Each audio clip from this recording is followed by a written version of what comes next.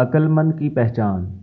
ایک عقل مند سے پوچھا گیا، کسی شخص کی عقل کی پہچان کیسے ہوتی ہے؟ جواب دیا، گفتگو میں غلطی کم اور درستی زیادہ ہونے سے۔ رسول پاک صلی اللہ علیہ وسلم نے فرمایا، مومن جب بغیر کسی عذر کے جھوٹ بولتا ہے تو اس پر 70,000 فرشتے لعنت بھیجتے ہیں اور اس کے دل سے ایسی سخت بدبو اٹھتی ہے جو عرش تک پہنچتی ہے۔